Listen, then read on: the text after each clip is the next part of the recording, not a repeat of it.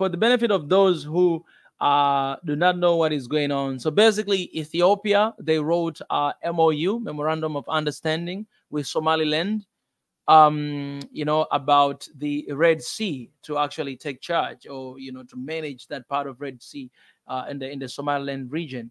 So what happens is Somaliland is basically, I would say this, it's not recognized internationally as a sovereign state, but it has been operating as a sovereign state for so very long time. It has its own government and everything. The entire system is just there by themselves. So, and for so long time, they've been trying and wanting to be recognized as a sovereign country, Somaliland themselves, apart from Somalia.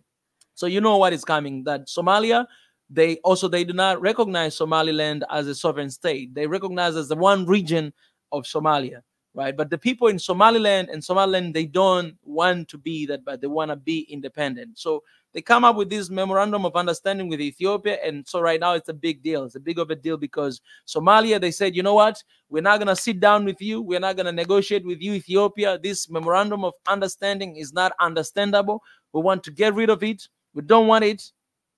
You guys, you need to stop that, and everything else will continue. And I think, the stand of Ethiopia, from what I've heard from the news and everything, is that, they actually open up this opportunity to so many countries that are surrounding the area of Red Sea, but only Somaliland came forth and wanted to kind of like partner, So there's some of the agreements that, they came together and agreed between Ethiopia and Somaliland.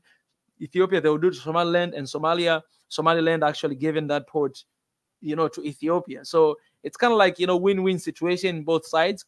That Ethiopia, they'll access the Red Sea area because, it's a landlocked country. They don't have the sea, but they wanted to have that. So basically, they will be able to access that, and partnering with Somaliland as well. But Somalia, it sees it as a threat direct to its sovereign, because they do not recognize Somaliland as a sovereign state. So everything is just like that. And so you have, for example, there are a few facts that I've written, and I've been listening to all this stuff. When you listen to Somaliland people, they'll tell you something else different. They'll tell you that this has been a free, for many years, for more than 30 years, Somaliland has been free, from, Somalia. But when you listen to Somalis from Somalia, they will tell you, you know what? No, this is part of our country. We are one people. We are one language. We are one country. There's no such a thing like that. Don't even dare to say something like that. So it's just all over the place. And right now, there's a huge tension going on. And some people, basically, I've seen this, some people who wants to go on a war. They say the solution is only for war. We need to go on a war, to resolve this issue. But that cannot be a solution. That cannot be, the outcome from this situation. We need to figure out the solution. And in the afternoon today, I had a live stream. I shared my own opinion, what will be the best way to go through this. And I would love to know the opinion of people who are watching right now and joining. Guys, if you can comment in the comment section. But at the moment, I'll listen. Michael Omondi, what do you have to say? I think you might I think it's a massive shame. I think it's a massive shame, brother, because, those are our Cushite brothers up there in the Horn, right? They it's so sad because they're related. Why are they they have very beautiful beaches, and I understand Ethiopia's position of wanting access to the sea. It's better for trade. And of course you can understand Somalia's position because they don't want to relinquish that land. I don't know. I don't really have my opinion. My opinion is they should really just work together. Obviously, that's pie in the sky. That's not going to happen. But it's just this to me it takes me back to the whole Pan-African thing. We would be so much stronger as a continent together, as opposed to all this stupid infighting. They should build a port there that's for the betterment of all of the people of the Horn of Africa. Shouldn't be individual countries fighting each other. I'm not sure. I mean, what do you feel like there's a solution to this problem? And if so, can you articulate it? I'm not sure if you did already. Yeah. Honestly, one of the solutions that seems to be very complicated is recognizing Somaliland as a sovereign state. because this one region has been basically independent for so long time. As I say, they have their own president, they have their own government. Like the place is running just like that. And there's a really messed up historical background many years ago between Somalia and Somaliland. Right? We talk about all this genocide and all this stuff. So for me, sometimes it makes sense when one region, I'm advocating for one Africa. But in the afternoon, I say this, that if people cannot understand each other, if people cannot agree to work together, if they cannot agree to be together, then sometimes the solution is to let them go apart so that they can come back together as a two different sovereign states who can agree on certain things and certain matters. But in Africa, I wish that is not the solution. I wish we don't get to divide our countries into different small, places. But when you look at the situation of Somaliland and Somalia, it's a very complex thing. It's something that has happened for so many years, and Somaliland has been wanting to be independent for so long time. I've been wanting to be like that, and I've been operating like that. So if this country has been recognized, let's say, first of all, by African Union and as well by international community as an independent state, then they have every right to decide whatever that they want to do, with Ethiopia or with any other country. It should be a problem. It shouldn't be a problem, because if you see what Ethiopia wants with the Red Sea, then you realize that, they want to actually extend the navy in that region, because right now there's a lot of troops in the part of Somalia from Ethiopia that are trying to defend from Al-Shabaab, the land of Somalia from Al-Shabaab. So if the entire Horn of Africa come together,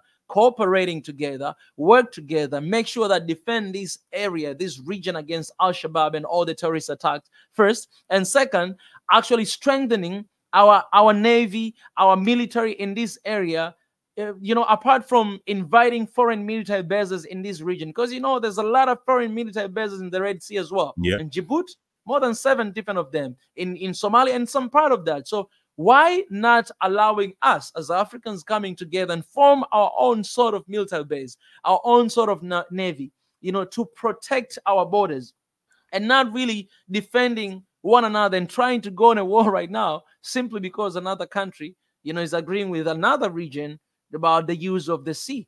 It does not make sense to me. And I think this is one of the solutions, but it seems like it's not something that is going to happen tomorrow. But this will be one of the main solutions that can actually stop everything from happening. But if it's not that, then I think Somaliland and Somalia, because they're clear that there's a clear problem between Somaliland and Somalia. Whether we want to talk about it or we don't want to talk about, there's a problem. And the issue that is happening right now between Ethiopia and Somalia basically is because of that. If Somaliland have agreed with this MOU with Ethiopia, that means they're okay. But Somalia, they don't want it to happen. They say, we do not recognize this. Then clear, there's an issue between Somaliland and Somalia. And these are brothers. These are one people. The same thing to Ethiopia as well. If you go to Jigjiga, this is one of the Somali states in Ethiopia. There's a lot of Somali people right there. They speak the same language, eat the same food, the same culture, even same religion. We are one people, basically. Well, this goes back again to the problem that I said earlier. There's the problem of government. I can promise you, if you go on the ground and talk to the people don't hate each other. They're just trying to live their lives. But the problem is you have these egotistical politicians that think that they have to mirror the militant nature of Western governments or governments around the world. That's not who we are as people. Africans were very welcoming people. And one of the things I always talk about with my buddies is, the fact that you have such a proliferation of different tribes and languages in Africa that still exists to this day, that have manifested themselves over thousands of years. You go to Uganda, there's several different languages. You go to Kenya, there's many different languages. You go to Tanzania, there's many different languages and tribes. That speaks to a people that are not warring, fighting people. That speaks to a people that are able to coexist amongst one another, despite their differences. So again, it's this mindset of, this is my land, and we need to govern it here, and we can't, build a port and serve the whole region. It's that simple. And I think there needs to be a philosophical discussion targeted towards the youth as to what type of Africa they want to live in. What type of world do they want to live in? That's why I keep going back to the system of government, because people are tired. I mean, if you go to the average person in Uganda, they don't hate Kenyans. Kenyans don't hate Ugandans, but yet there's a lot of problems between the governments. Kenya and Uganda are basically brethren. They're the same people. You know, they're basically the same people. They have a lot of similarities, but yet the governments, there's all of this, you know, fighting and back and forth. If you try to cross the border there in Busia, they give you problems. Why are you coming here? We're all one people. You know, so again, it's a philosophical discussion that needs to be injected into the mind of the youth. You know, it's easy. You know, you can influence the youth and their psyche. You know, and these are the discussions that they need to start. We need to start having with the kids that are 15 and under. What type of Africa do they want to live in? The people don't hate each other. This is just quarrels between governments. It's just egotistical politicians that are fighting. I could promise you, the average Somali has no issue with the average Ethiopian people. They're just trying to live their lives. 100%. 100%.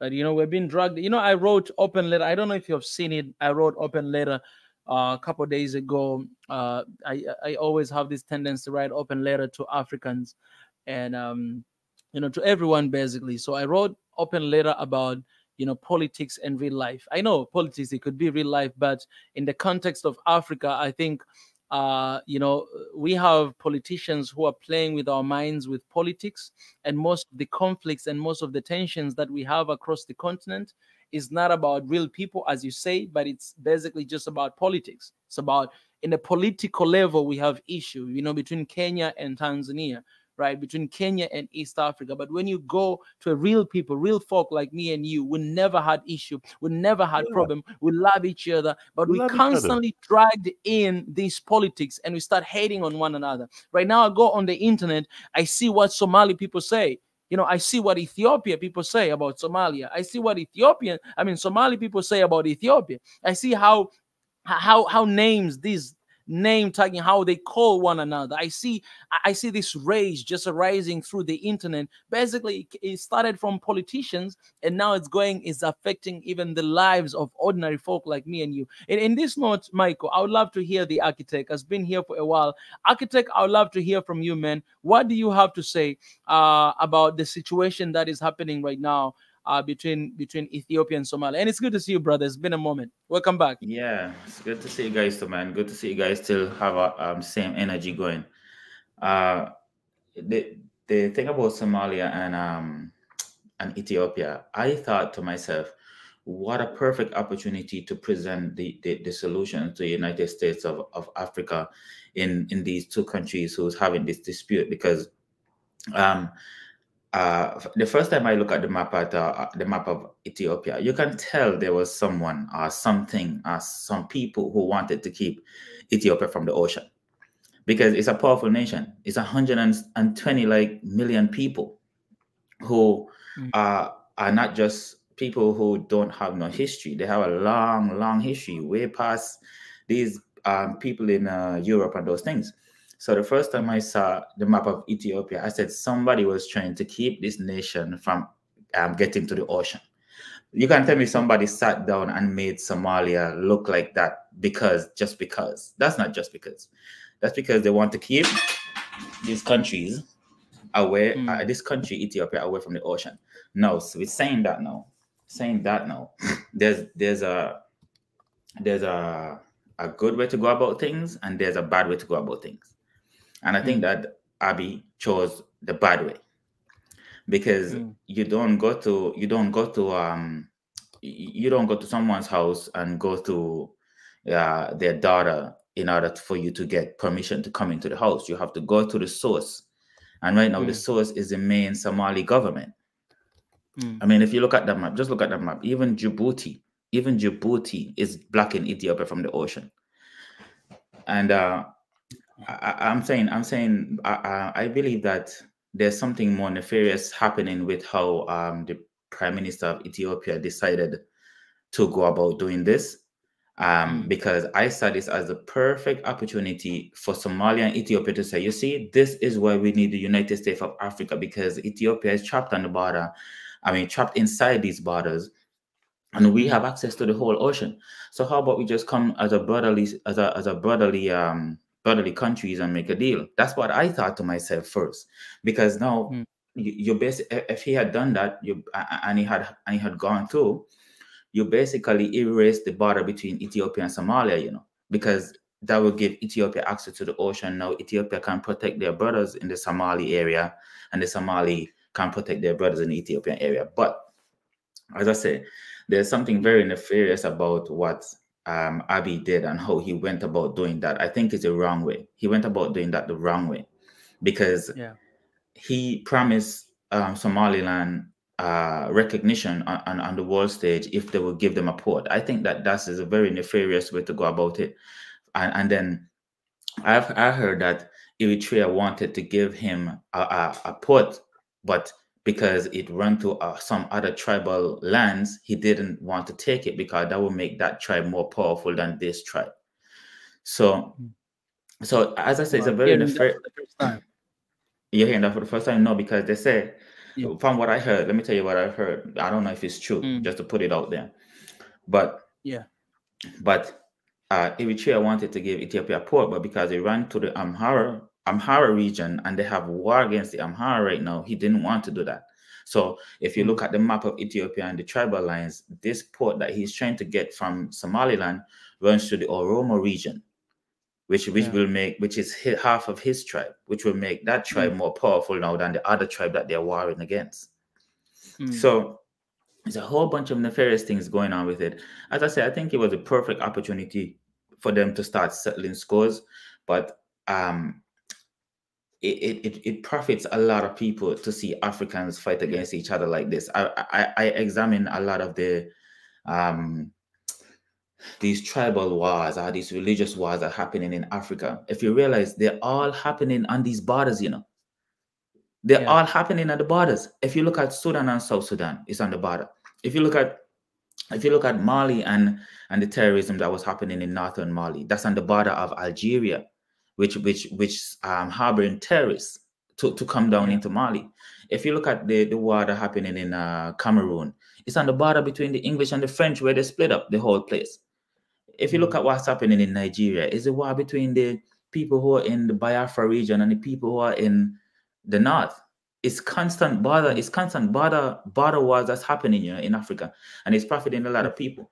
If you look at how the president of Egypt came down to Somalia, as the Somalian president came up to him, and all of a sudden he's voicing his opinion on what's supposed to happen in Somalia and Somalia territorial integrity and all kind of crap, when he's not. He's supposed to be a Muslim. He's supposed to be inside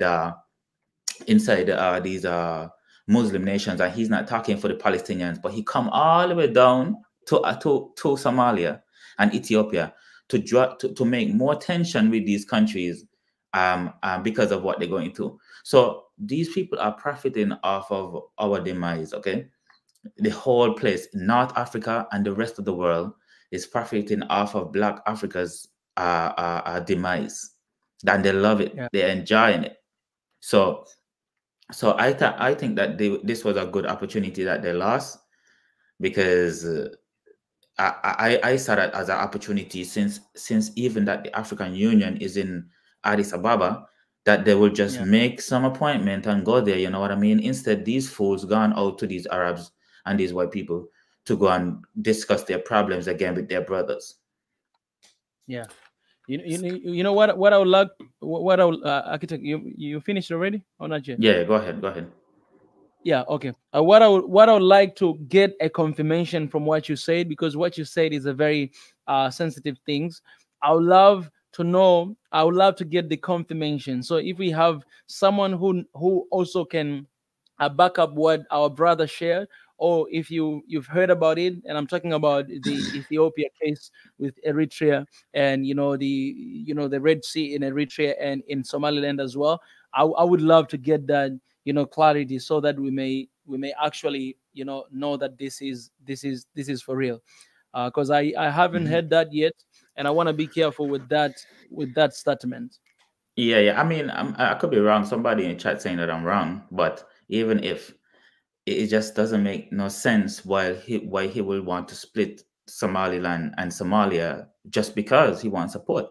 Djibouti is right there. I mean, I think they have a port in Djibouti already, but but the thing is, with that, what I heard, because today in the afternoon we had this conversation, I heard that offer, it was released to everybody. It was released to everybody that Ethiopia wanted the access to Red Sea, and any country that would want to come forward and to give, it will be whatever. They will negotiate with some things and they will agree on some things. And the only, from the information that I heard, the only place that came forward, it was Somaliland, the one who came forward and say that, okay, so let's sit down and talk. And then they came up with this an agreement on January 1st. That's what I've heard today from one of the colleagues that I spoken with.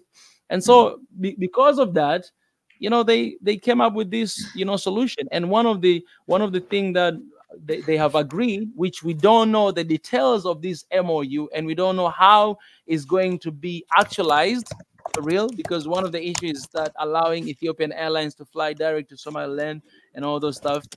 And as well, I was listening to one conversation today. They did not, they did not answer it directly, but it seems like, the African Union Summit is coming very soon. It seems one of the agenda that Ethiopia will bring forth is the recognition of Somaliland as sovereign state, because it has been operating like that for the past 33 years. They have their own money, they have their own government, they have their own president. Everything is just they're running by themselves, in that region. So for so long time, they've been wanting to have that. And when you look at the data, everything that Somaliland has is pretty much the same that Eritrea had, and Djibouti and some other countries that later on they declare as an independent state. But the only country that is not yet, the only place that is only not yet recognized is this one region. So there's basically a reason why this place has not been recognized yet up to this moment. There's a reason, which I do not know what is that reason, and I think we should find out what is the reason. And this move that is happening right now, there's clear attention, and it has been there for so long time between Somalia and Somaliland as well, even Somalia and Ethiopia as well. And right now Egypt are backing Somalia, right? They're on the side of Somalia, obviously because of the tension that is there with Egypt and Ethiopia for so long time with the dam, right? So all these things are mixed up together, and you have people joining whatever part they want to join to escalate this tension that is happening. So every single moment, you get new information how things are going. But go ahead. Yeah, I would love to hear from I see we have somebody here as well joined. I would love to hear the opinion of Death Rivan, and you can tell me like where you're joining from, just to know who we have right here.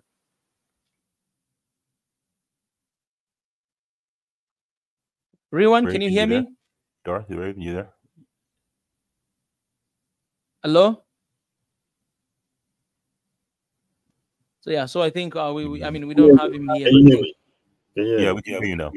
All right. Okay. Hello, Mika. It's been a while since I've been to this channel. Nice to see you back as well. We need more. You keep changing your names all the time. Why do you like confusing me, man?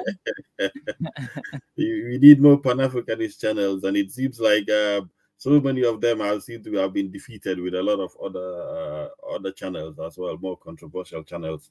But we need more channels like this to continue on the conversation, the enlightening of people as well.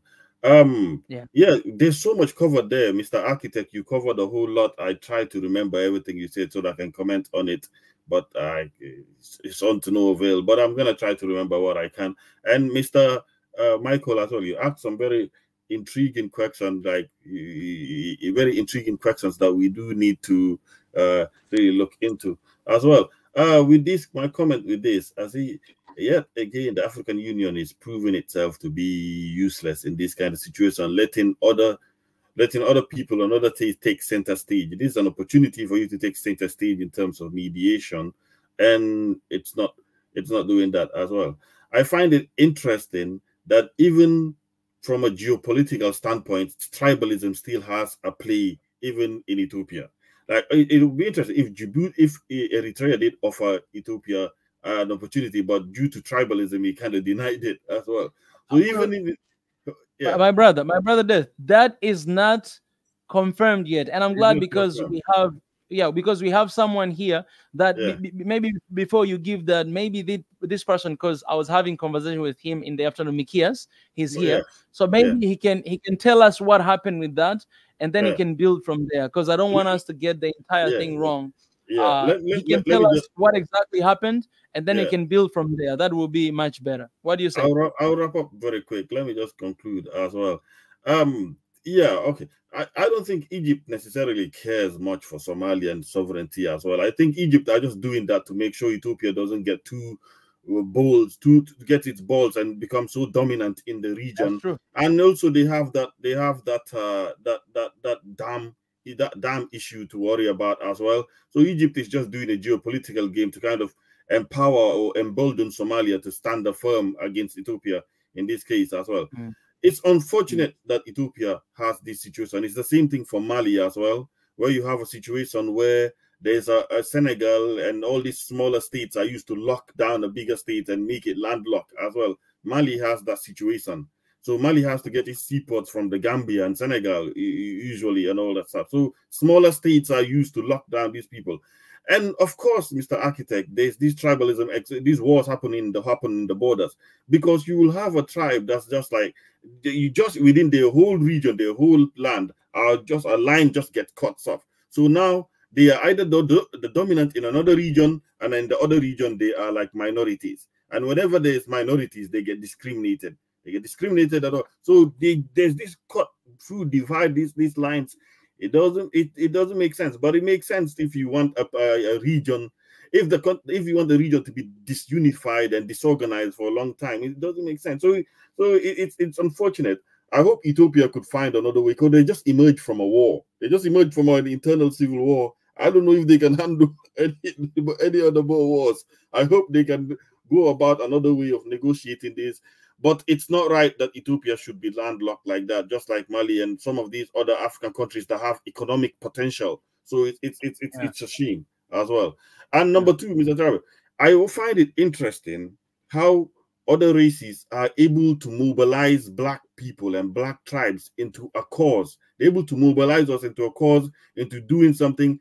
Most of the railways, the architecture that existed during colonial days were built, but they were built through the instruction of white people or other peoples, even Chinese people. They instruct Africans what to do and we follow. But we cannot mobilize ourselves into organizing ourselves and to do that. Why? Is it because of the tribalism? And is it about time to put the word tribalism to rest?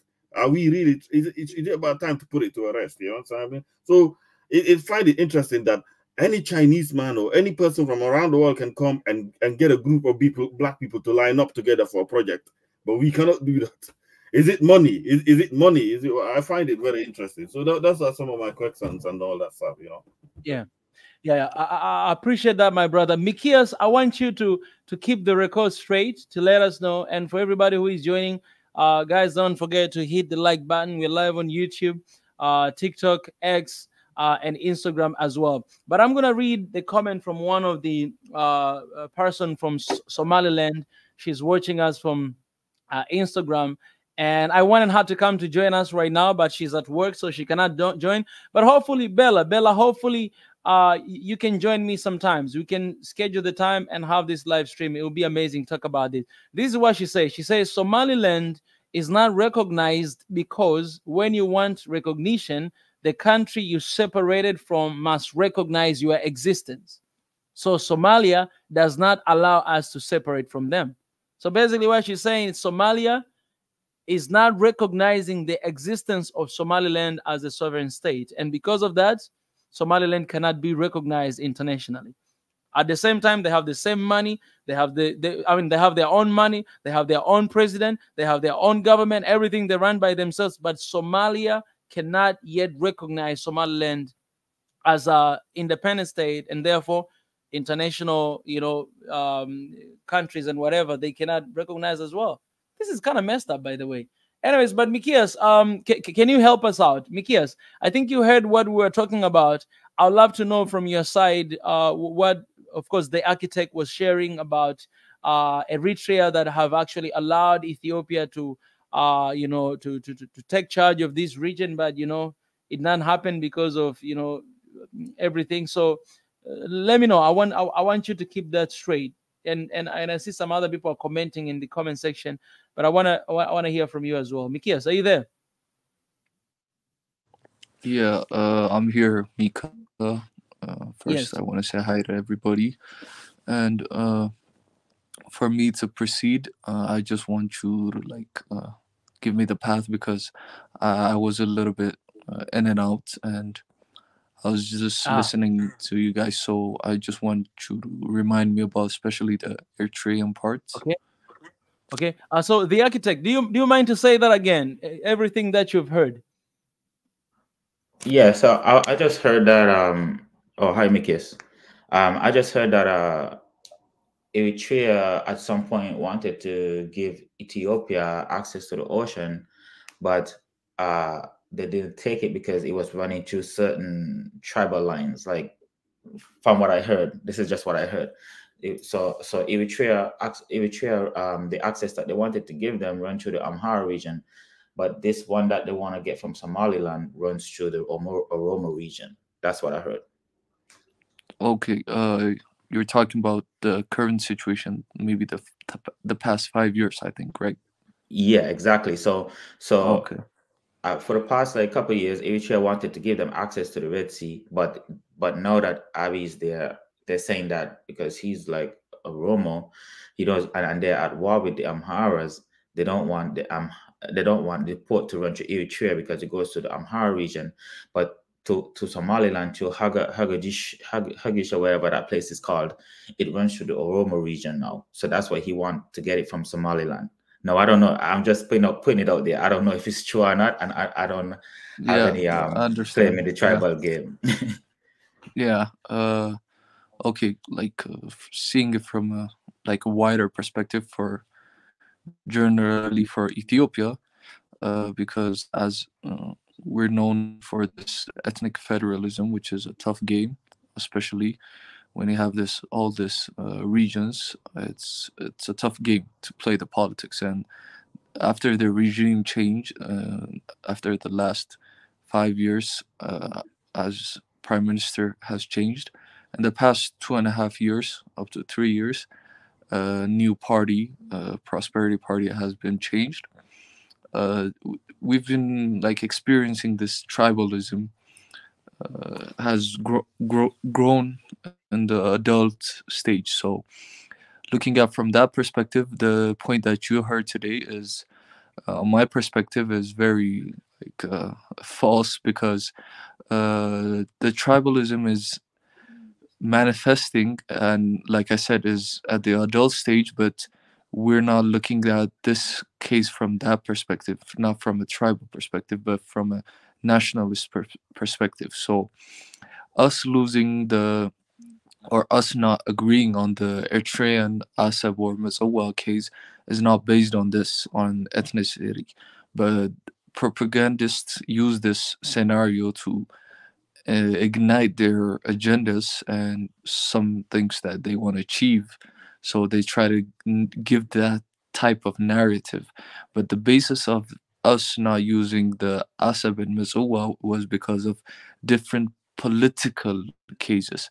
But looking at like I said before, looking at Ethiopia's political cases, it's ethnic based. So no matter how much our leaders or different leaders of different nations have problems with us, they try to use that and ignite based on the ethnic tribes that we have.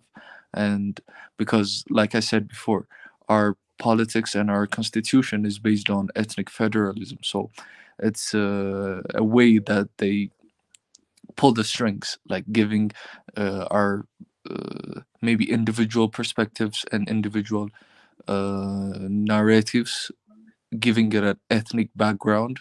So because if one individual, for example, said, like you said, because Abiy Ahmed is based in Oromia, he's trying to benefit only Oromias. This is the narrative that people who want to dismantle Ethiopia use most of the time, and that goes for every corner of the nation. So looking at from that perspective, because of the point I just want to state is, like, Eritrea are not the people, quote unquote, wanted to like use the port to manipulate Ethiopia, because using only that access gives Eritrea more power, because they can charge whatever they want and they can do whatever they want. Even Ethiopian government built the road to Asab right after the peace agreement with between the Prime Minister and President Isaias. So on the other part, Eritrea didn't finish the other side of the road, and even we offered what's it called, like cranes for building the port in Asab to renew the port, because it's been it wasn't used for a long period of time. So we even sent some equipments that we have gotten from foreigners, such as like Italy and the United Arab Emirates, but they refused, because we were a little bit confused as a nation, because why are they refusing after all that peace deal and so on and so on. But maybe different nations have their own intentions, different leaders have their own intentions, so we need to put that in our minds, because they have it in their minds. So you need to see from that perspective. Plus to that, after all of that was happened, we had a civil war in Ethiopia.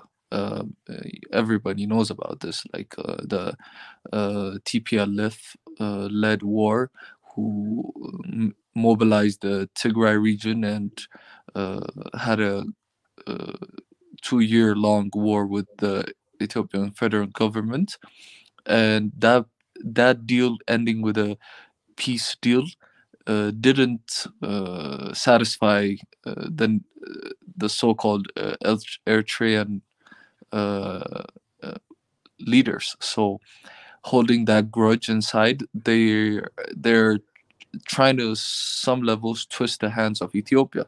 So Ethiopia doesn't want war, so they turn their attention to other nations, such as like Djibouti, even if I'm not mistaken, Sudan or South Sudan, and other accesses to the sea.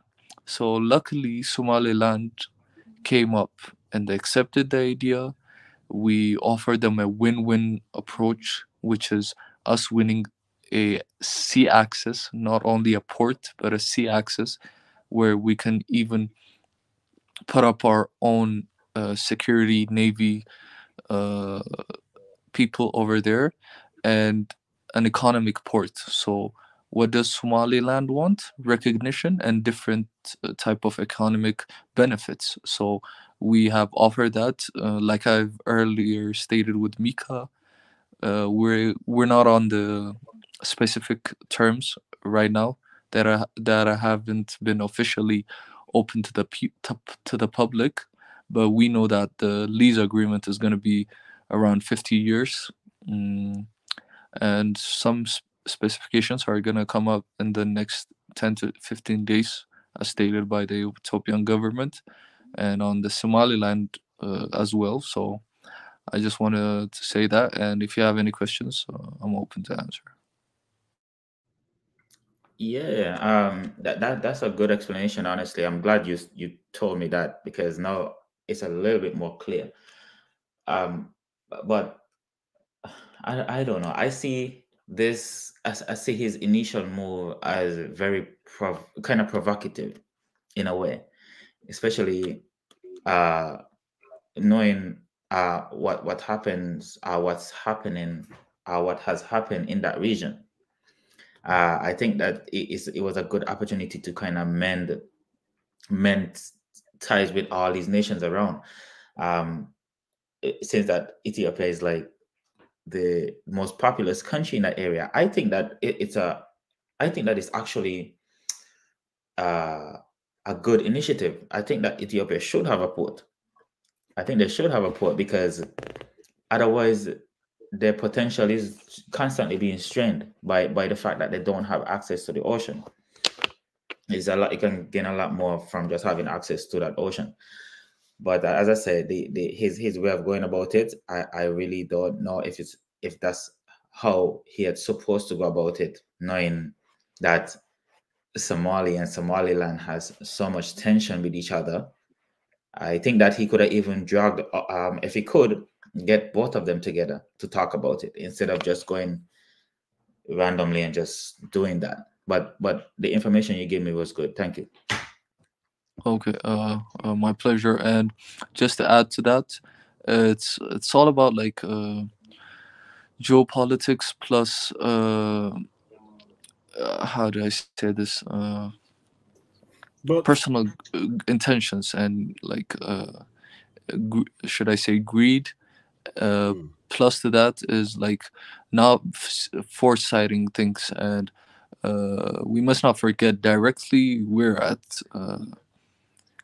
how do I say this, like different sides with Egypt. So Egypt is a powerhouse right now, and like you can see on the image, like Egypt's economy and like how do I say, economic sovereignty is based on the two sides. First is on the Nile, the second one is on the Red Sea, especially on the Suez Canal. So when you think about it, the bottom side access to the Suez Canal is through the Gulf of Aden. So if Ethiopia has a navy base, I think it was you earlier saying that Egypt is afraid of what Ethiopia can bring to the global stage. So we can like put them in the shadows, like without even intentionally creating chaos or even doing bad things to them. But we can, because of the potential that we have, we lie a big, like a huge dot on their side. So that's why they're like igniting everybody in the Horn to go against us. I think we can simply do that. This is a tense situation. Looking at it as well, right? Looking at it, there is so much interest in the place. You have so much military in the place, so much investment, so much money crossing in the place, so much interest, including not just Ethiopia, Djibouti, Eritrea, the United States, America, all these foreign bases in there. Somalia will want its own. Egypt doesn't want to get its economic kind of capped, and because Ethiopia has so much influence over there as well. So this is quite it is quite hectic. My question is, how do you negotiate? I mean, Somaliland have been governing themselves all these years. Governing themselves, they have their police, they have their military, they have their own money. They've been governing themselves all these years. And obviously, even if Ethiopia was to negotiate with Somalia and Somaliland, the benefit eventually will come through Somaliland, because Ethiopia will have to pay into Somaliland. Maybe that's a way to negotiate. But how can you negotiate with Somalia? They don't have their government is not running, it's not functioning. How could you have gone and negotiated with Somalia itself? You understand? So even though the benefit will be up to Somaliland, Somalia is a functioning state properly, you know. I mean, they're starting to get their feet together. So Ethiopia just, you know what, we're just gonna go for this and all that. But this is a very, very potentially dangerous. So much interest groups there and all that stuff. Ethiopia ain't gonna come out if they pursue this. They're not gonna come out doing very well. They should. I don't know, man. I don't know. They're looking at their war with the Tigrays. They struggle with the region. They cannot fight the rest of the region. But you know what, though? I think about it. Just think about this. Do you know how many military bases is in this area? Not just Djibouti, you know, and none of them are African military bases, except for maybe African Union, the group that they sent to Somalia, the whole bunch of Africans that they sent to Somalia. I doubt they even have a base there. They probably just went there on foot. But there's so many bases in this region, and what happened if Ethiopia want to get that region? That's why I'm saying that it's actually a legitimate request from Ethiopia. Please give us access to this region. But I think the way Abiy went about it was bad, and he broke bridges. And now that's why we are having this discussion here, because the first thing he did was threaten them. He threatened those people. Yes, he said Ethiopia is 100 and something million people and we are big, and the only thing is stopping us, having a seaport is important, and the only thing is stopping us is this thin piece of land up there, and if we don't get it, we're gonna go to war. That's what he said. So yeah, how like are you gonna say to be honest, something like that? He didn't say it directly, but he said like he said something like that. If this generation might stay silent, meaning his generation, like the 40 plus, maybe 50 plus people, but the next generation is bound to explode. So we must start talking now, or tomorrow we don't know what's gonna happen. So yes. yeah, he never, but, to be honest, he didn't say that, but he maybe because he plus to that, I just want to justify that like he already had the Somaliland case in the back of his pocket, so he was just like igniting the whole world. Like he does that, like that's one of his qualities. But, he likes surprises. Yeah. I don't know. I see. Listen how I see, right? You just came out of a civil war. You shouldn't be talking about war anytime now for another 300 years, maybe. Not 300, maybe give it 5 years more and get a regroup and all that stuff, but not now. Yeah, now something. Don't provoke people now. Don't be saying if we don't get this. No, like sometimes there's a saying, right? Like to stop war, you must be ready for for it. So Ethiopian military has been reformed like the past 5 years. Almost a lot of institutions, especially the core institutions that a nation needs, have been under reform. Like it was a tough change. That's why they even like a civil war broke out, because they didn't believe that we were that powerful. Plus we weren't. 80% of our equipment, military equipment and stuff like that were under the TPLF regime. So they attacked us, especially the National Defense Force, but we mobilized the people, and we paid the price, and we like got equipments from different nations, and the National Defense Force won the battle, should I say, or reached the peace agreement. There's nobody winning in a war. Listen, how much you pissed up differently, but like it's just, hold on a second. You just analyze it. Yes, you guys are war ready. You're war ready. You've been tested now. Like you're not sitting down for years not being tested. You've been tested and you're war ready now. But the fact is, you have Somalia, you have Djibouti with American interests and all those special interests. You have Eritrea, who you somehow piss off, and you have Egypt, who would like to blow up that dam. And Egypt would like to actually instigate this war between you and Somalia. Exactly. Once happened, they will use that excuse to blow up that dam, because say we are in a state of war now. So it's very, very. We support Ethiopia when it came for the civil war. We supported them, but this is a very, very dangerous way of going about it. I think they should go back to the negotiating table. Yes, either with Somalia or Eritrea, and I think this is how it's going to play out. If it plays out any differently, that dam is going down. Egypt will use it, and it's just not good, man. It's just not good. No, that's what I'm saying. He's supposed to go about it a little differently, because the request is 100% completely legitimate request. I see it as a completely legitimate request, but there should have been another way to go about it, especially since the African Union is right in your capital. Like, what are you doing? Like show people that the African Union is actually doing what Kwame Nkrumah thought it would have done a long time ago, which is unite Africa under one umbrella. This was an opportunity for them to start that kind of stuff. And there's so many bases there. This is what I can't get over with how Somalia is acting. So many bases are in Somalia. Do you know? Let me give you guys an example. Do you know from 2005, Turkey only had like 12 bases in Africa. In 2019, it has 42 bases in Africa now. 42 bases. 42. And some of them are actually in Somalia. More than one, I think, is in Somalia.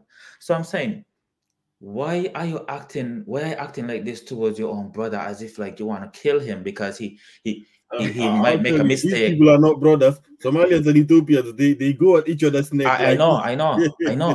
But you know what? This was a perfect opportunity for the leaders to lead and say, okay, well, you know what? We've been going at each other for so much. We live on the same land. We can't move the land. So Ethiopia want a base over here. Now they're not even asking for a military base. They ask for a port. There's so much money to be made for everybody as well. There's so much money to be made for everybody. Ethiopia is a huge population that most of the world would like to actually trade into. In fact, today I was actually just looking at a documentary in Ethiopia, how the new wine industry is starting to build in Ethiopia. The French companies are coming, Chinese companies are coming, they build. So it's a huge population that you can sell to. So wherever this port is, it will be a benefit to the nation that's hosting the port as well. Exactly. So there's a lot of money to be made here as well. So maybe the cooler heads need to take place and all that kind of stuff. If not, if they go to war, man. No, but it's just. But if Ethiopia get access to the ocean, Ethiopia would light up that whole area. And how did Ethiopia lose Eritrea even? How did they lose Eritrea? They just lost that in 1993, I think. 1993, they split up that area. Didn't they like a lot of dirty politics, to be honest. Like 1993. They took Ethiopia from the Red Sea. Yeah, it's not easy, to be honest. Like I respect your guys' perspective, and you want peace, and I understand that. Everybody wants that. Even like I said before, to be honest, like even the current status says that everything starts with dialogue, and hopefully it finishes with dialogue. So regarding the port and the sea access, we started with dialogue, and it ended with dialogue, luckily. But a lot of external, like you said, Somalia is in a tough situation, to be honest, because she has like to choose between two nations. First, we must remember that the case with Somalia is not with Ethiopia, it's with Somaliland. You need to underline that, because we done business with Somaliland, not Somalia. So if they have issues, they need to finish with Somaliland. And looking at from that perspective, Somaliland is going to be an independent state soon, because they fulfill almost all of the requirements needed. So we're doing business with a independent nation. So there's nothing that's wrong about that. So we don't need war at any level. But some nations, or should I say groups, are threatening, not nations, because nations also represents the people. So I should say some leaders or groups are threatening Ethiopia. So we don't accept that. So we must be ready. So looking at from that perspective, we must be ready militarily to avoid war, I believe. I think you guys respect that perspective. Of course. Yeah, so of course, because even after that, like you said, from the economic perspective, if everybody's willing to do good business, we can use Berbera, we can use Djibouti, we can use Missowa, we can use Asab. But it's on a peaceful basis and an agreement on a win-win situation, not the other nations manipulating. And even I just don't want to state it right now, but Eritrea is like has their hand in current Ethiopian internal politics. Like if you guys heard about the Fano and so on, like the civil. I can't call it war, to be honest, especially regarding the TPLF war. This one is like should I say, more of a terrorist group, to be honest. They're just raising terror here and there. There's the so-called OLF, another terrorist group. So they've came out straight up, we're going to support Somalia in their statements. Yeah, and quote unquote. So you don't see them as a freedom fighter. They don't care about Ethiopia. So they have a outside agenda, and we've concluded that everything is falling into place. So when we need military operation, we'll use military operation. When we need diplomatic approach, we'll use diplomatic approach. And I believe Ethiopia is on the right track right now. Well, I think that trying to get a port is on the right track. It will do the country really good. But the diplomatic moves, they're a little bit shaky to me. They're a little bit unprofessional, a little bit kind of provoking, especially knowing that Egypt want to blow up that dam. They're just looking for a reason to blow that dam up. Exactly. By the way, if they blow up the dam, it's like a suicide. It's like shooting their own foot. The dam is like at a 91+%, I think 90+% finished. And if they blow up the dam, the water level that it's holding right now is threatening to themselves. So they're the ones that are first going to. But you can see being pinned in the Red Sea and being pinned in the Nile River. Egypt really doesn't welcome that situation.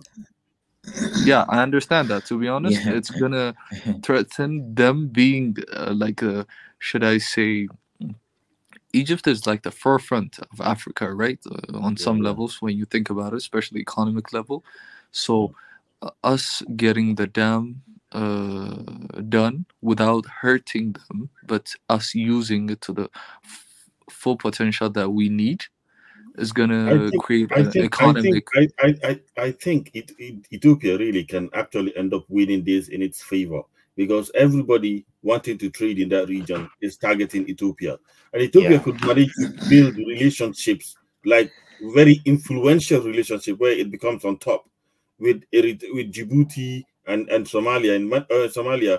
And maybe Somaliland is definitely on the cusp of being a nation state, which is, if it did, then that's good for Ethiopia. The same, because on the international scale, you're a nation state now, so it doesn't matter what Somalia say. So if that is the case, then okay, that's good. I mean, there's nothing wrong. Exactly. I mean, I know Somalians want a united Somalia, but you have Djibouti, you have Somalia there, you have come on, but you are many in one nation, so you are many in three nations. It doesn't matter. You're doing good, Somalia. But Ethiopia needs to establish really working professional relationships there. And then if these things are Ethiopia's sphere of influence, it still gives Ethiopia power over Egypt. You understand what I'm saying? It still gives Ethiopia leverage over Egypt, because all of these countries will be under its sphere and all that kind of stuff. So so in a way, there's no need to go to war with your neighbors there, because Egypt just wants that situation there. Yeah, like how they have the situation in Sudan right now. They're loving that situation there. They're making a lot of money. We're from gonna that play a in huge Sudan. role in the global politics. Exactly. Sorry for that's interrupting you, but I just wanted to land on my brother's point. We're gonna play a huge role in the global politics, because us holding this leverage is gonna make us be acceptable in different scenarios. And for example, in the influential states such like the US, China, Russia, and countries like that, we're gonna have the more acceptable narrative, and we're holding a peaceful approach. So we're holding a huge economic approach, which is going to be beneficial for even almost every nation in the Horn, which is willing to accept it. That's the main quote, willing to accept it. And Egypt is not currently. So you can go ahead. You need to bring the rest of the Horn countries into your fold. Look at what Kenya has done with Tanzania and all that stuff. If Ethiopia can have that position, I know Somalis are donkey-headed and all that kind of stuff. I'm joking. I'm joking.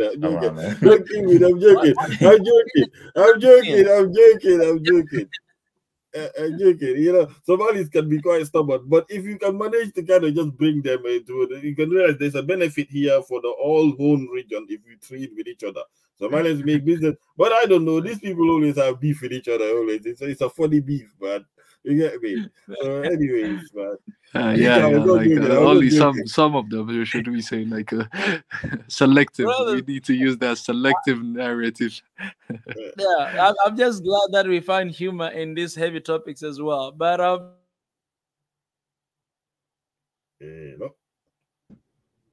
you cut out, Micah.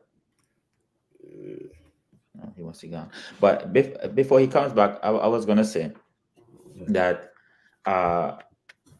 I feel like they should give them access to, honestly, like it really should happen, but it should happen peacefully, because if Ethiopia get access to that Ocean, man, Ethiopia could call some shots for the entire Africa, man. They could start calling shots for the entire African continent, because now look at how the Yemenis giving giving those ships hell to that region right now. And Africa is the biggest continent there. Yeah. And we don't have no say. Can you imagine? We don't have no say about who comes to the Gulf of Aden, who goes to the Red Sea, who get to reach Egypt. The whole African continent have no say. You have Americans coming in there talking about, Americans and British coming in there talking about, we need to protect these waterways, and Africa is right there. And on top of that, there's no such thing called the African Ocean even. And Africa is the biggest continent there. They have Indian Ocean, and India is all the way over there. That just shows how they think about African people. So I believe that they should get access to this, because if they get access to this, the rest of Africans from all over the continent can come through and try to demand stuff, not pass through this region when we feel like we're being disrespected. My brother, you're gonna take me long back to history when it was called the Ethiopian Ocean, like the Indian Ocean, because so we need to have like that collective mindset. We can even rename it to the African Ocean if needed. If we use our collective Somalia, Eritrea, Djibouti military navy collectively, then we can rename it to Why can't you guys just get along? Why can't you guys just get along? Why? Who and who? Like, I don't know where you're from. Why you always fighting? That's a good question. Why can't we get along, guys? You know that they always just fighting each other all the time. They always, for some reason, like I think the first nationality we need is us naming ourselves. I'm African, I think. Man, I think that's why we don't get along. I'm telling you, as African nations are moving towards, even though on shaky legs, but the world is moving towards regionalism. African nations are moving towards that. In East Africa, you have Kenya, Tanzania, and all that stuff. In Southern Africa, you have people are looking towards that. West Africa is a bit still on shaky grounds and dusty, but this is the way. Like for Ethiopia and Somalia, is it possible for this region to ever see some level of regionalism taking place? Man, they're just too competitive with each other. They're just too competitive. But you know what also happened too is that everybody is profiting from us being split up, and then they come and give one leader of one tribe a couple bucks, and they say just keep them other ones on this side. You know what I mean? We need the resources here. Even what happened between Sudan and South Sudan, they say that South Sudan has most of the oil resources. That's why they say, you know. So you have you're right. Should we guys read the comment section? I think a lot of people are participating. Before we do that, I do want to say something. I want to introduce my own channel as well. I've been doing this YouTube stuff for a while and all that stuff, and I've had my main brother Tunija on the other side that backs me up and all that stuff. He participates. Oh, hello, Marie Antoinette. So I'm starting my own YouTube channel. I've already started it. I've streamed one stream with Tunija as well.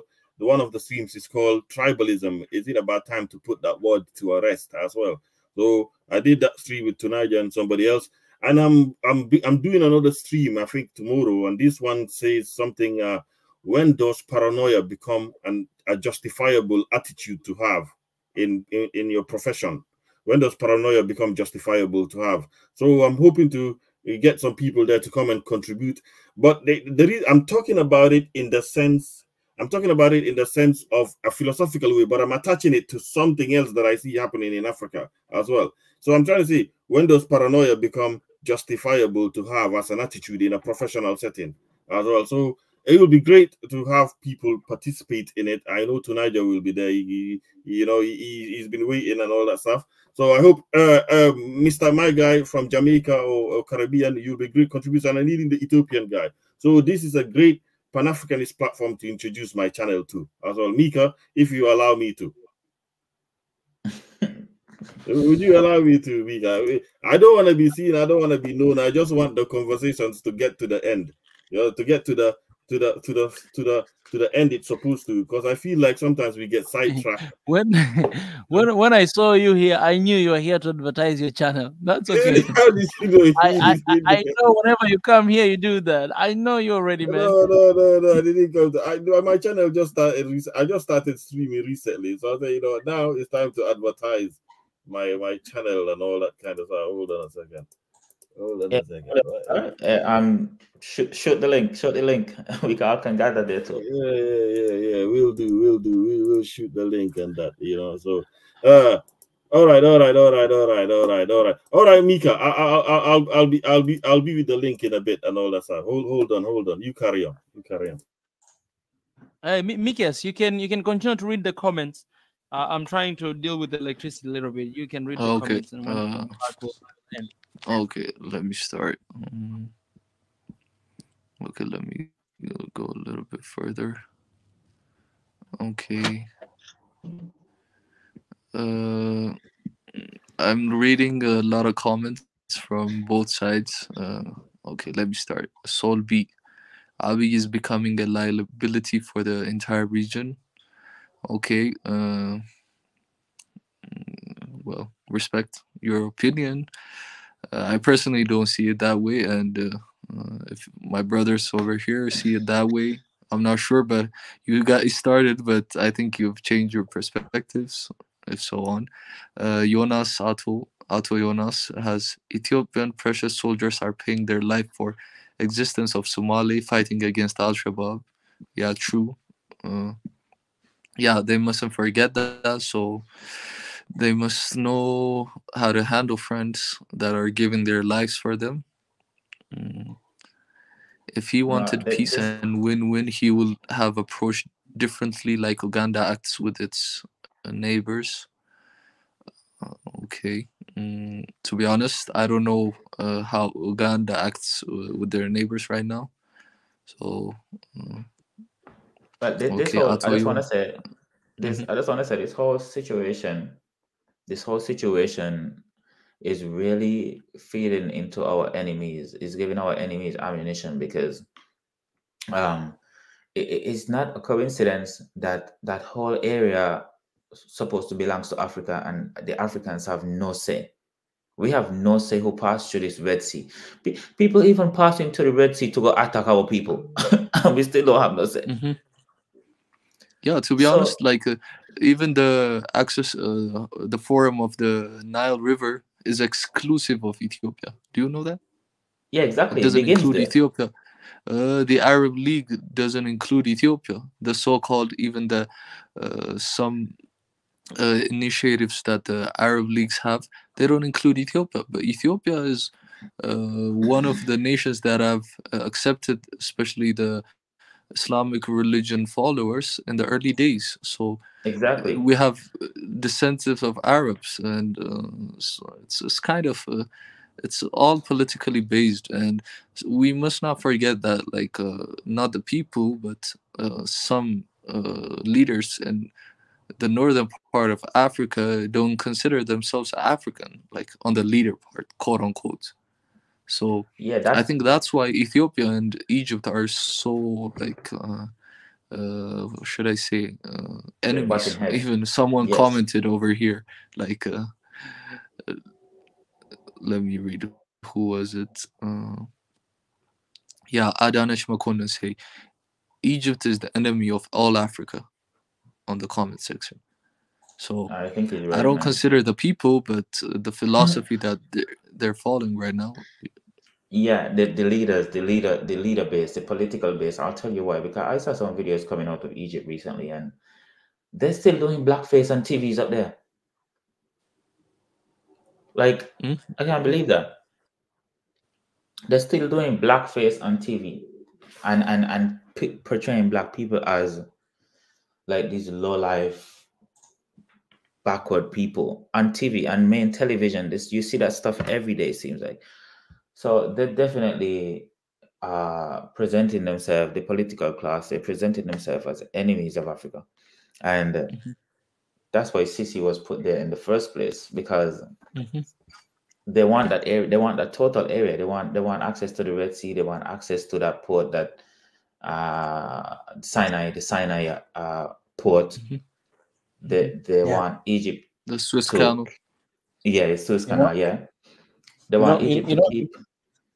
Brothers, it's about time for Black people to come together in the situation like that, and to stand together with our strong unity to stand against all these humiliations that are happening even within the continent.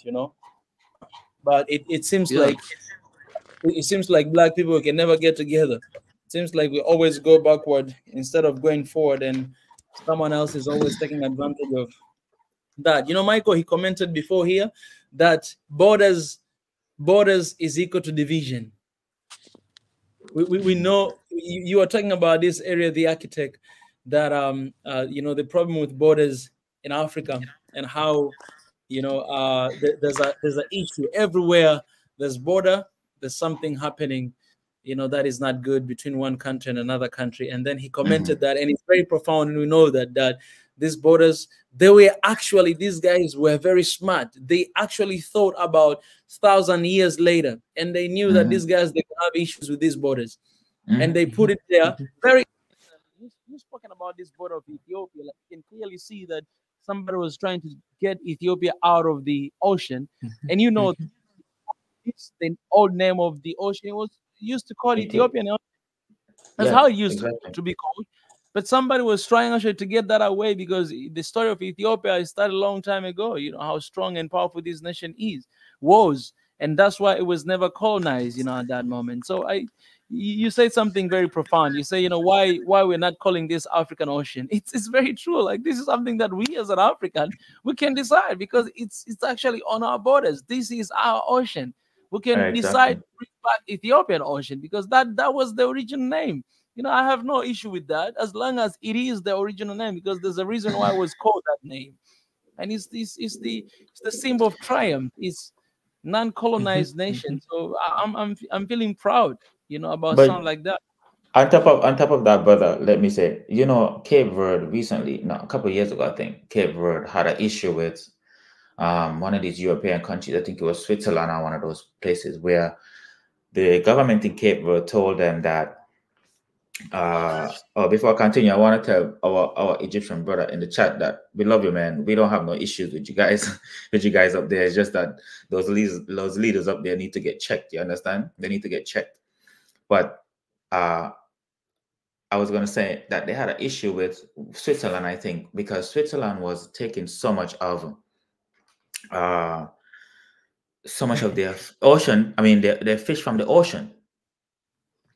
That is taking so much of their fish from the ocean, and you know what? They went to them and they told them, well, this thing needs to stop and so on. And you know what they told them?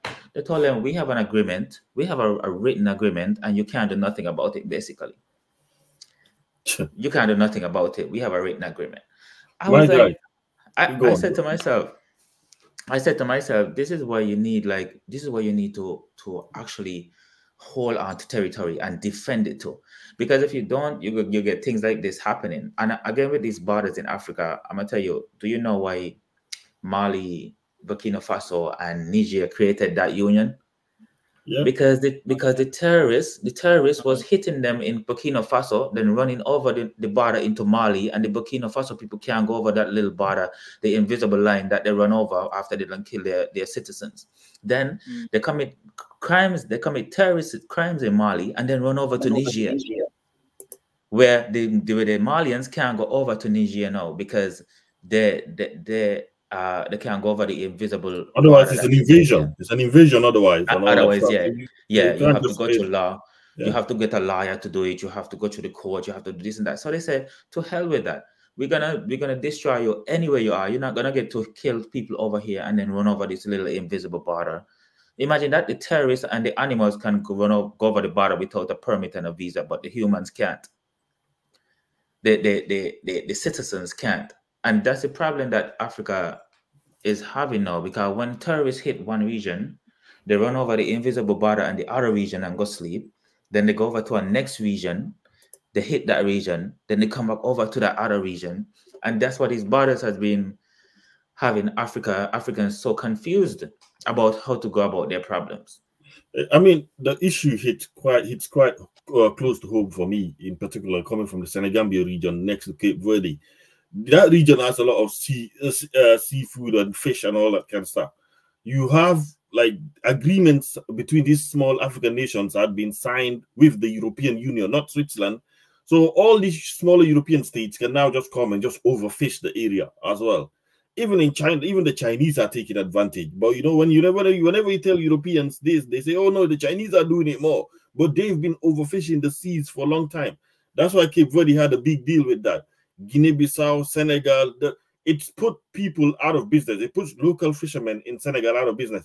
Now, those local fishermen, what they do with their boats, they're using their boats to try and come to Europe. And they end up, you've seen that the clips of Senegambians getting on their fishing boats, trying to get to Europe, all the way to Morocco and Spain. Some of them making it, some of them capsizing, some of them making it to the Canary Islands as well. Because this is what happens. You've taken them from their livelihood and you made it very tough. Now fish is very expensive in Senegal and that region when it used to be abundant. So they take a piss, right? They take a piss. So Switzerland is just a beneficiary, you understand, of this big European continental state is making deals with these African countries.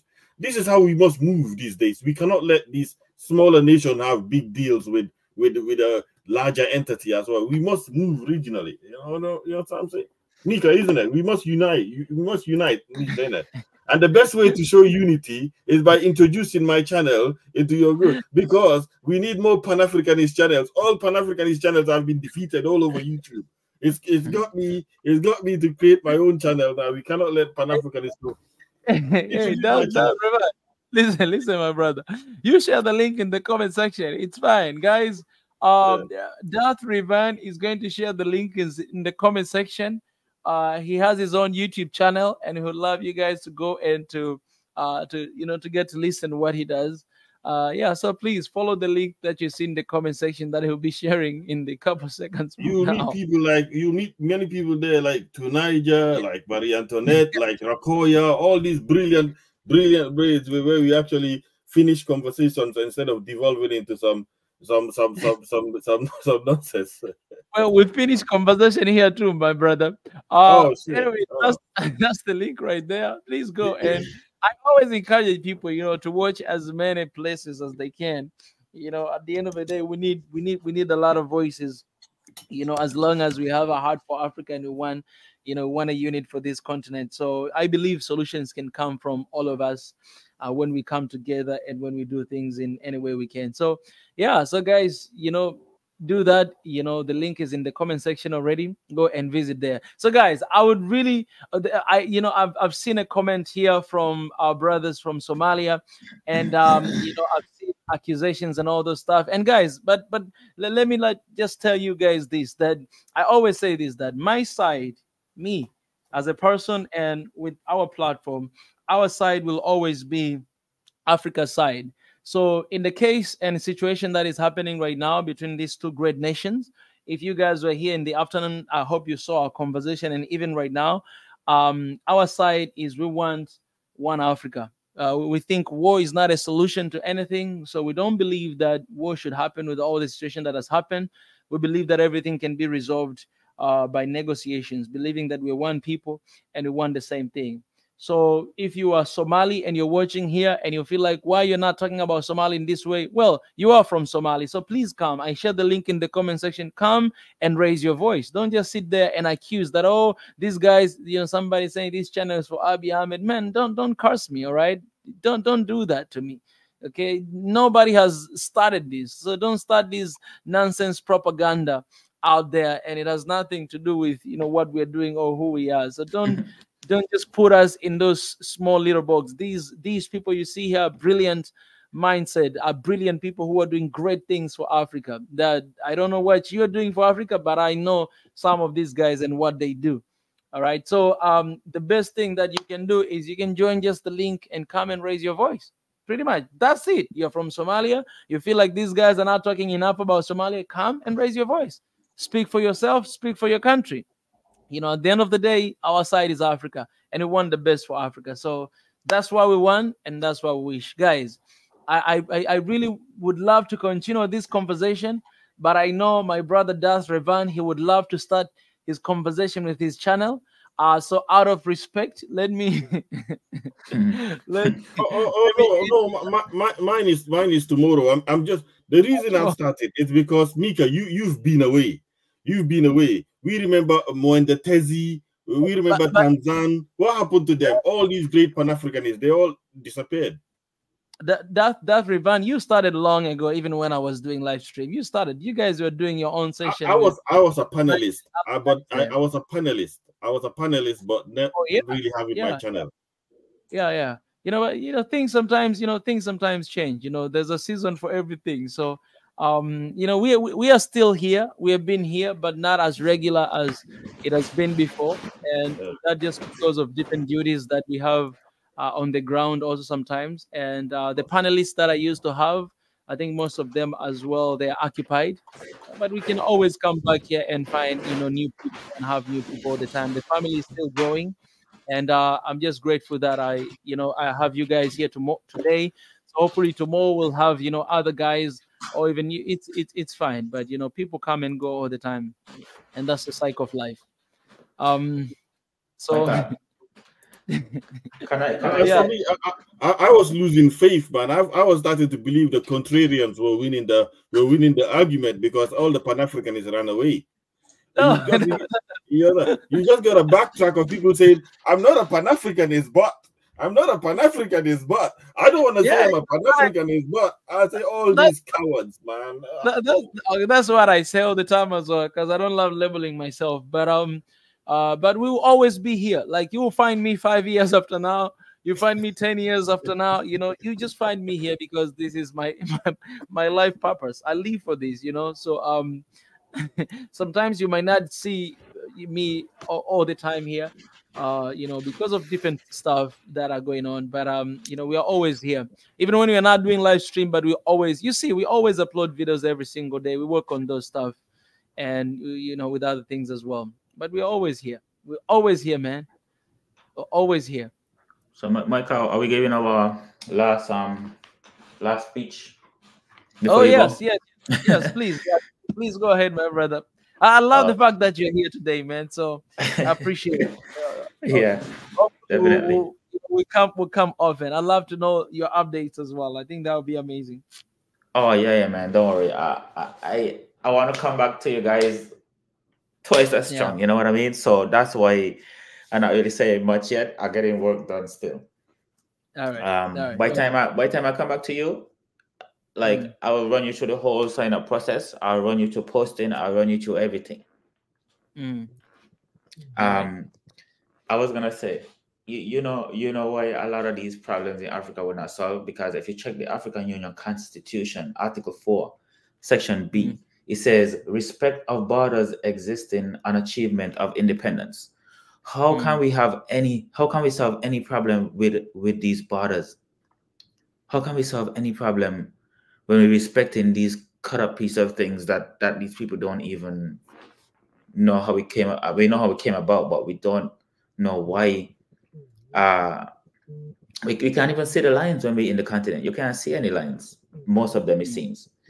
So that's why this idea of Ethiopia's kind of splitting Somalia kind of hit me the wrong way, because I'm saying these things were supposed to be reversing. If Somaliland, I'm not saying they shouldn't get separated from Somalia, but I'm saying if Somaliland get recognized as an independent state, you see about 10 more countries getting independence in Africa. Because what about Amazonia with Cameroon, Amazonia, they'll want to separate from Cameroon. Northern Mali with the Azawads, they're going to want to separate from Southern Mali. You already have South Sudan and Sudan already split. There's still fighting going on in different areas. Look at up in the northeast region of Africa, Morocco and that other state that's fighting to get its independence as well. You'll see like 10, 12, 20, maybe 20 more African countries coming out of Africa in the next 20 years. And I don't think that's productive. I really don't think it's productive. That's the last thing I gotta say. But I think Ethiopia should get the port. Ethiopia should get the port peacefully. I have to second you there, brother, because what you're saying is very ominous. If the African Union are not paying attention to this situation, this could be a whole other regions in splinters of groups. Yeah, it's Countries gonna set a flame. just to establish themselves, and they will do it through warfare. If the African Union didn't take any role in kind of bringing forward, there has to be room for reformation. It's just like the UN at the moment. Like when the UN was established, and the World Bank and the IMF and all the kind of trading policies that were established, like people, global South countries or countries in the global South are complaining that these deals are unfair and they needs to be reformed done as well. And those countries that are benefiting are saying, oh no, they are very stringent towards reform. There has to be room for reform. Otherwise, we're expecting chaos in the future. And African Union, yes, is all good during the era of independence that we respect each other's borders and respect each other's independence. Yes, it's good. That way we can maintain peace. But there has to be a time of reconciliation, reform. There's always reform and all that stuff that needs to be done. And unfortunately, if the African Union don't address this, there's a big powder keg coming up in the future. So I agree with you. Yeah. Appreciate that, Chief. Mikias? Okay, yeah, like my brother, you're very right. Like we need to reform. We need to be what was it called? I think pragmatic, right? On progress and updating ourselves by discussing different issues, and we need to move with the changing world. So as our brother stated earlier on the article of the African Union, we can use that for our advantage. Like I believe on some levels it's right, because to manage some the human population and some type of resources, we need to respect those boundaries, sadly. But we can go beyond that and maybe integrate it when using like earlier stated military operations. We can go beyond those boundaries, because when we're fighting a common enemy, we don't need boundaries, but we might need it to manage population and manage our society.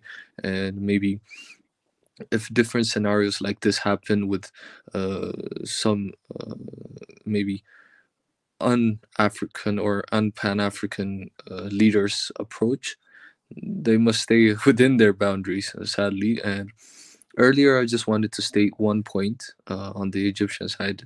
You guys were having a dialogue. I didn't want to interrupt. So we must awaken the Egyptian people as well. Like our brother, I think you encountered one person on the comment section. So as a civilian, we need to do our own diplomacy. We shouldn't wait on the politicians to do that. So as a population, Sisi is a very dangerous man. Like how he came, he was on the military level, and if you guys know about the Rafah region, both on the Gaza and the Egyptian side, it was a residential area on both sides. You can go on Google Maps, and on the satellite image you can see from the Gaza Strip it's still a residential area. But on the Egyptian side, they wiped out approximately, if I'm not mistaken, 2,800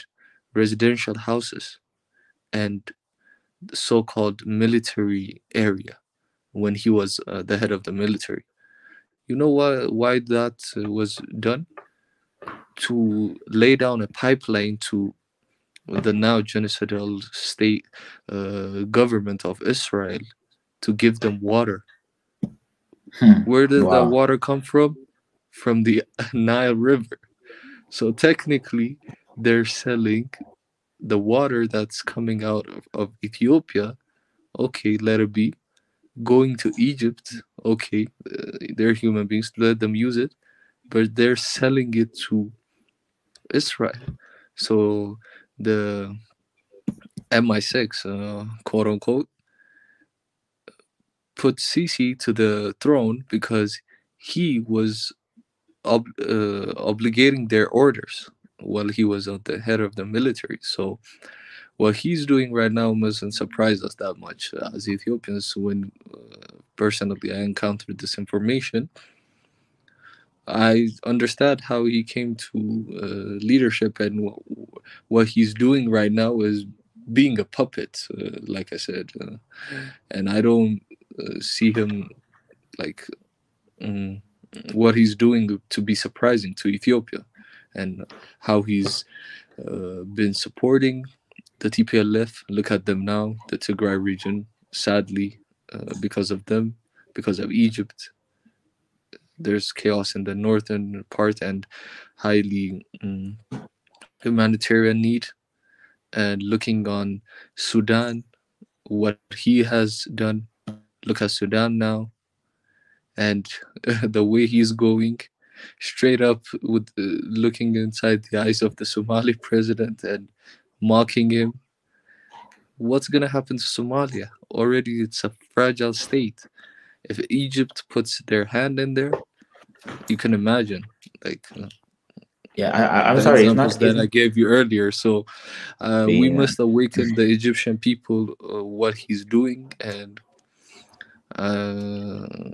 we might need change in the Horn in some nations. Let me say something before you guys go. But not all of the people in these Arab countries are bad people, but the elite of the Arab nations, they're playing a very negative role in Africa, in Black Africa, not Arab Africa, Black Africa, and they're doing it deliberately.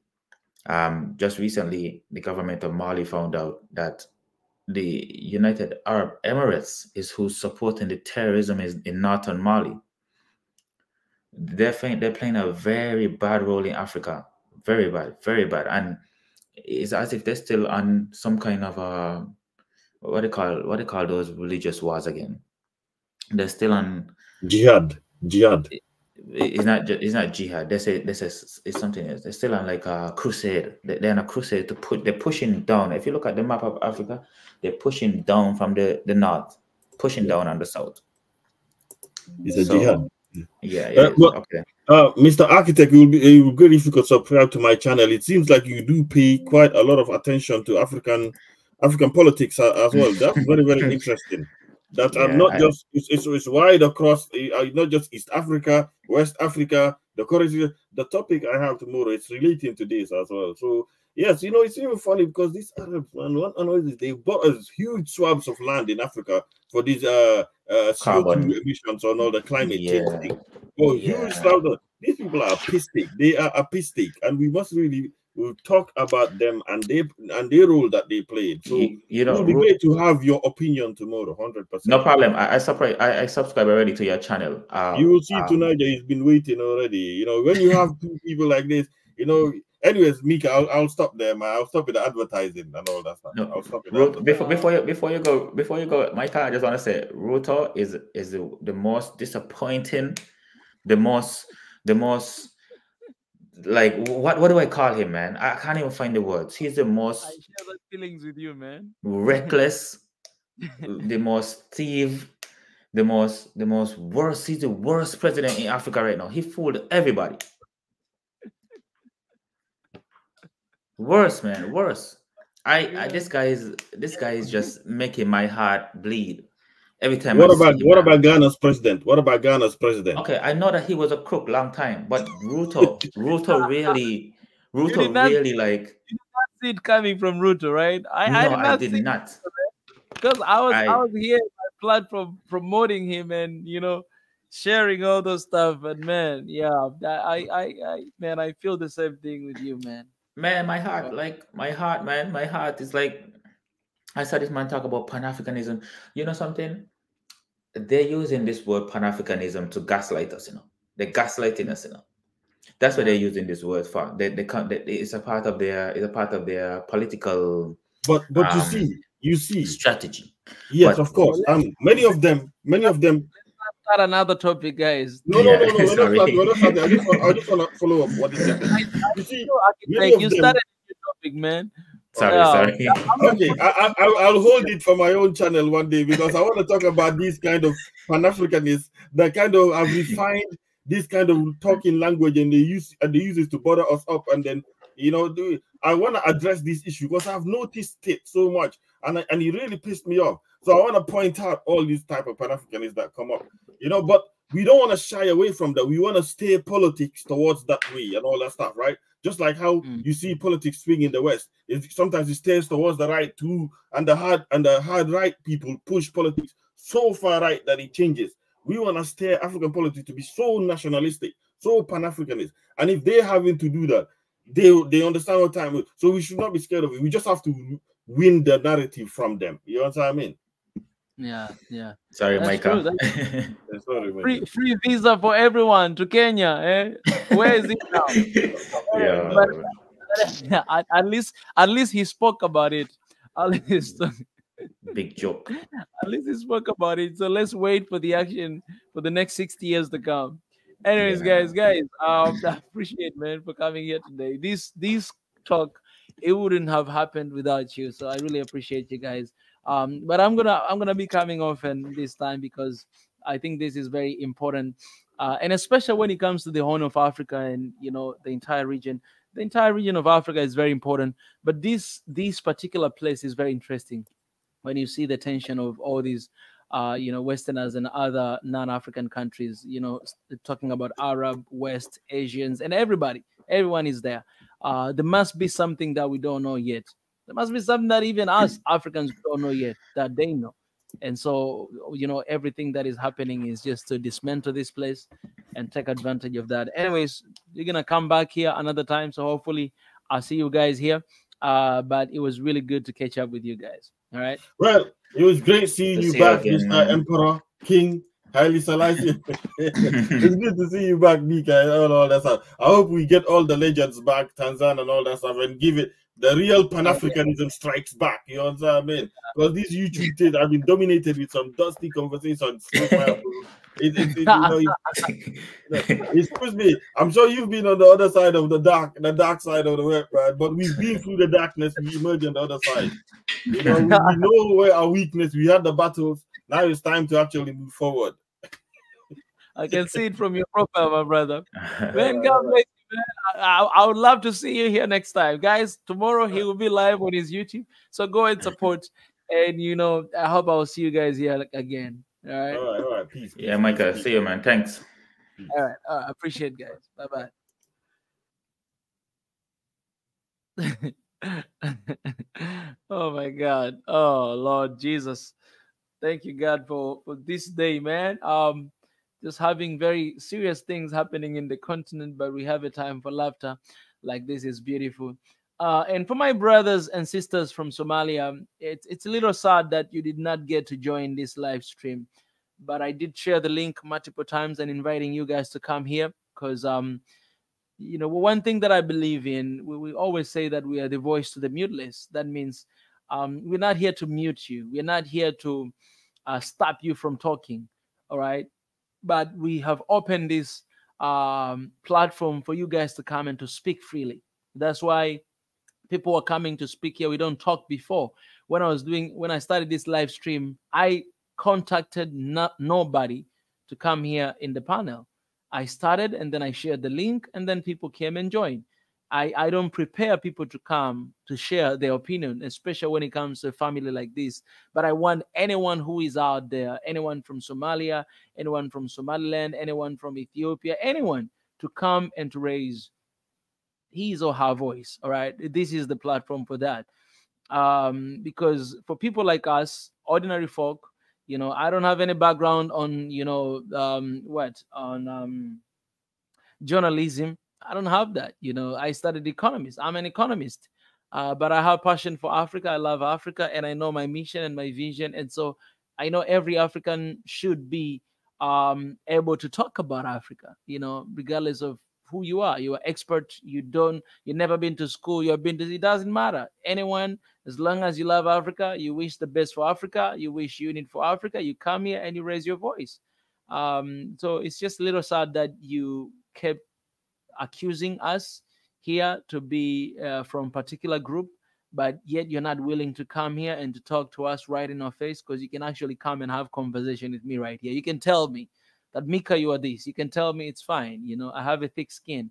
I can talk back to you. All right. I think that's kind of conversation we as African we need, and especially when we have tension between one country and another country.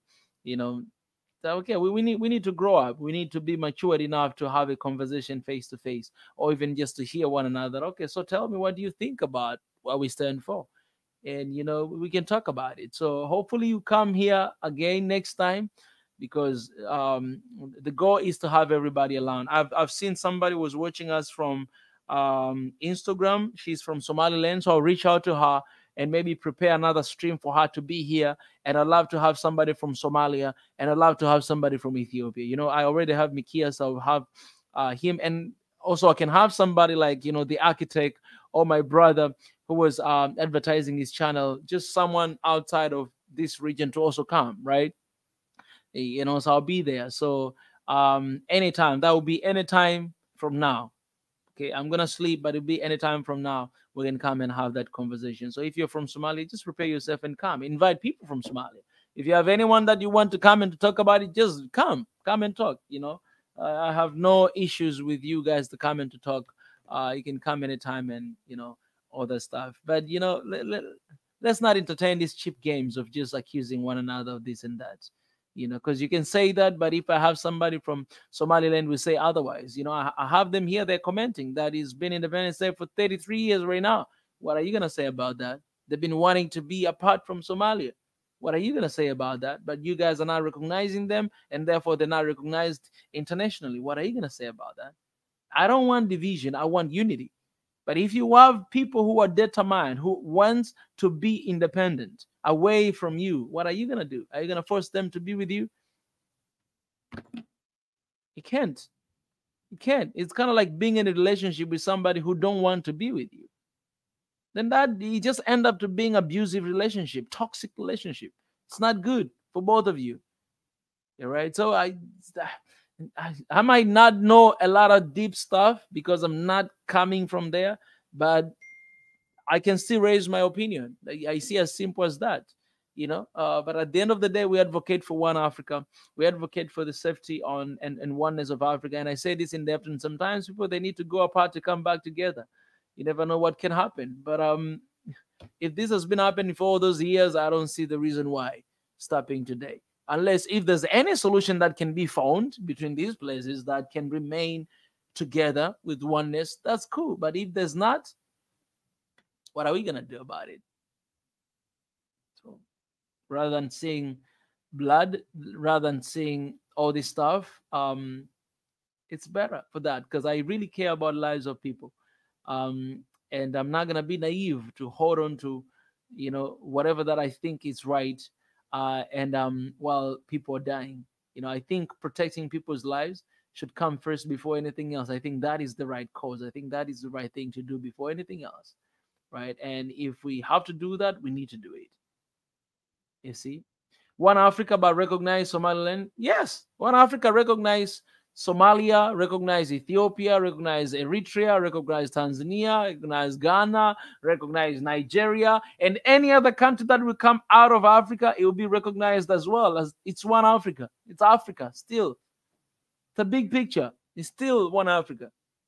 Still. So don't use that to put me in that angle that I should stand with Somalia to want Somaliland to remain with Somalia. I know there's a very complex historical background between these two nations. I mean, between these two regions. Let me say that, because not international recognized. So let me say that. I know there's a very complex historical background with these two places.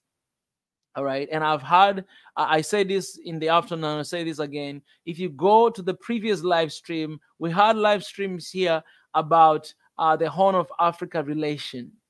Horn of Africa relation. And I had here people from Djibouti, from Eritrea, from Ethiopia, from Somaliland, from Somalia. We had, and from Sudan. We had everybody here from the Horn of Africa. And me from Tanzania, and Kenya as well, Monetez was here. Had everybody. And we heard the stories from beginning all the way to the end. Everybody. I heard it. So if you can keep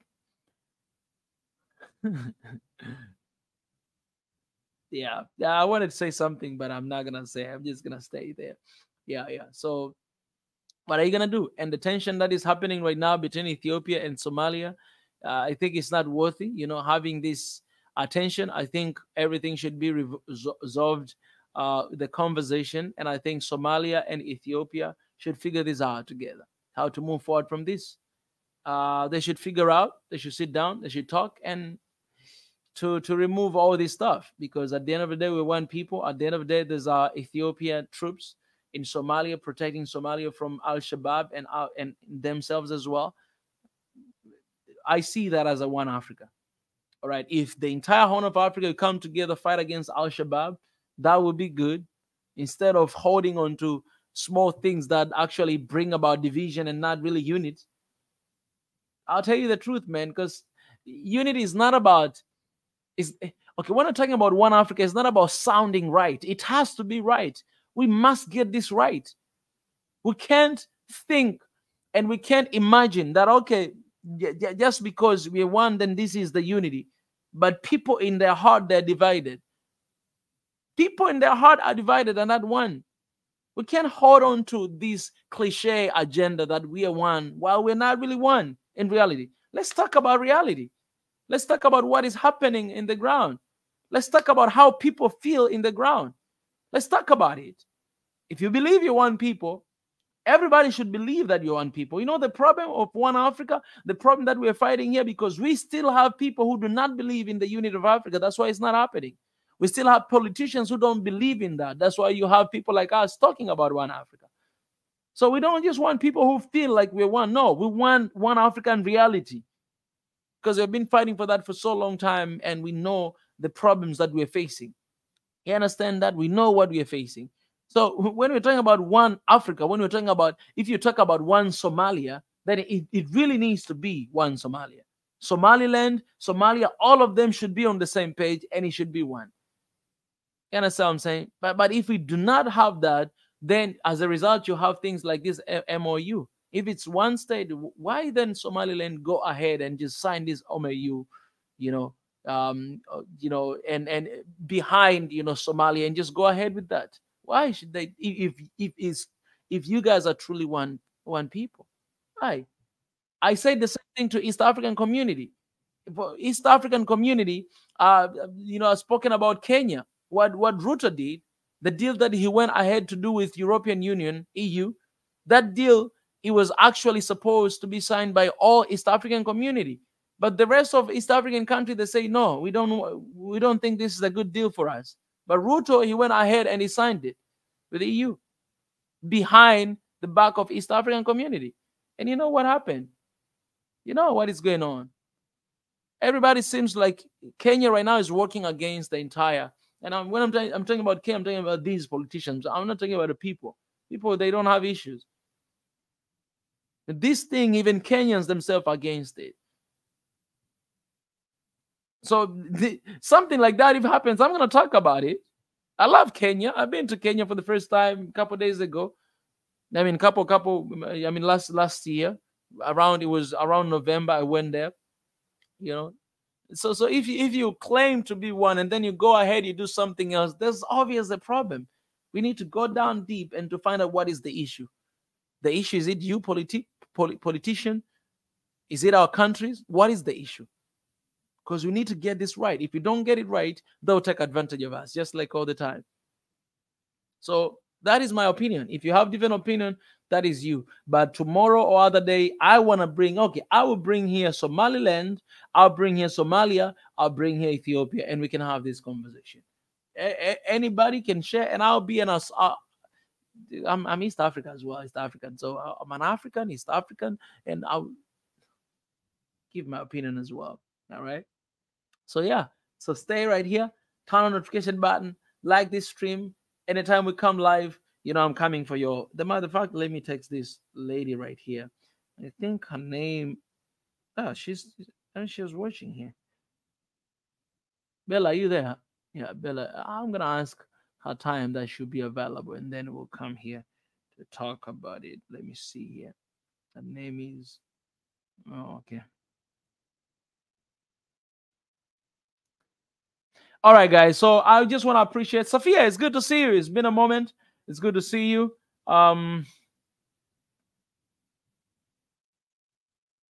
Oh yeah, Sophia. It's good. So for those who do not know anything, go back and listen to this stream, man. You guys get to understand what we actually talk about. And for Johannes Atto, I see you here, but I'm not gonna put you in because we've already finished the live stream.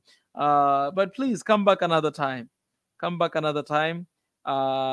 You'll have an opportunity to share. All right, come back another time. You'll have an opportunity to share, my brother. Just not now, eh? Okay, Bella, she's here. Let me contact her. Where is her? She's here.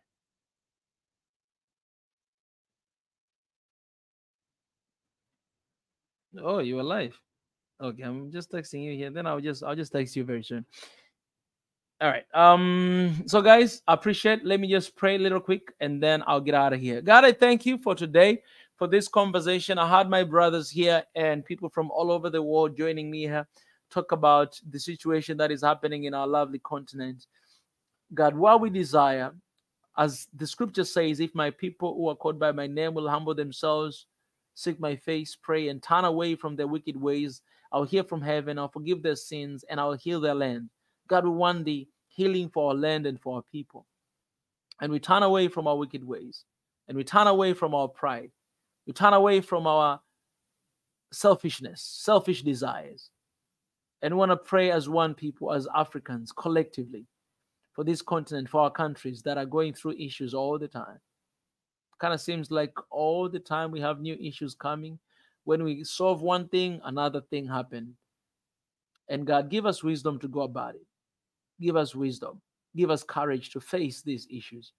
Because we can't pray that these troubles and tribulations and trials to disappear. We know they're here to make us strong. They're here so that we may figure out the situation, so that we may see it as an opportunity and come about it and solve it and just change this continent for living. And so we thank you for that wisdom, and we thank you for this family that you're gathering us together to find about solutions. And we thank you because through this process, the people who are learning, the people who are growing, the people who are getting peace, and the people who are being refined, renewed, and changed. So thank you for this privilege to lead this community. Until next time we meet again, God, we pray for Ethiopia, we pray for Somalia, and we pray for everything that is happening, for Sudan, for Congo, for countries in Africa, Mali, Burkina Faso, and